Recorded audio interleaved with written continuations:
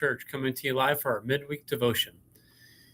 And if I can remember it right, which is always a tall task, the first CD my brother ever purchased was whatever album the Swedish pop group Ace of Base put out with I Saw the Sign on it. I don't remember the album title, but I remember my brother putting that track on repeat over and over and over again. It's burned into my memory, so only a few notes takes me back, and I start singing along. This is exactly where my mind went when we read from Isaiah 7 this last week about God offering to give a sign to a king.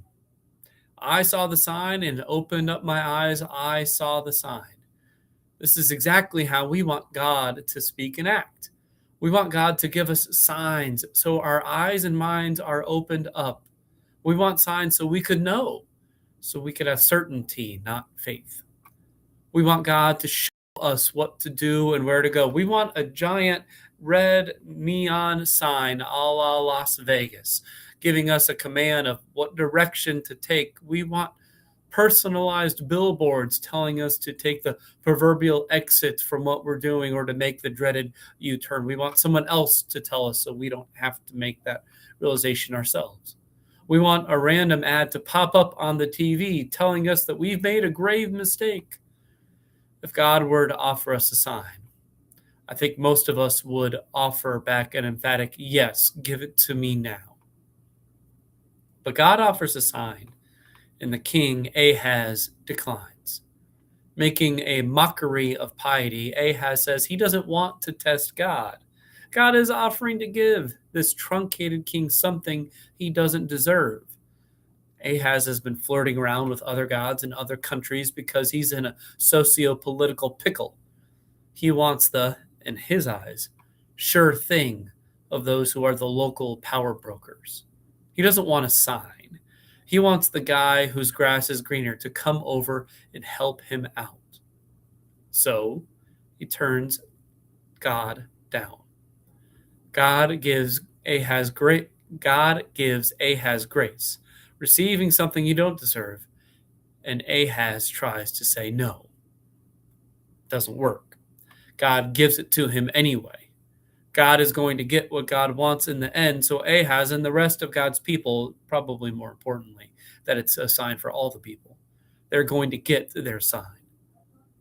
However, the sign God was going to give Ahaz wasn't the sign the embattled and unfaithful king would want or expect. God rarely does that. And maybe Ahaz knew that. Worried about his country being invaded, his throne cast down, and his own neck wrung, Ahaz probably would have wanted a sign of strength and might, swords and spears and soldiers. Those would be good signs. He wanted something tangible that would save his skin right then and there. But instead, God does as God does and offers a baby from a young woman, a tiny, needy, useless baby, a snotty, dirty diaper making baby, always needing attention baby. And sure, this baby will not be like any other that has walked the earth. Its name will mean God with us. That sounds good. God has delivered his people in the past and probably would do so if he truly was with us. And the kid would actually be able to choose between good and evil, something everyone wishes they could actually do. I mean, how many times have you questioned why you continue to do something that's unproductive, something that's not actually good for you, something that hurts your relationships? Does it monthly or weekly or daily, every hour? This kid won't have that gap between what we know we ought to do and what we actually do. And it's not just a sign that is helpful or expected in Ahaz's situation, though.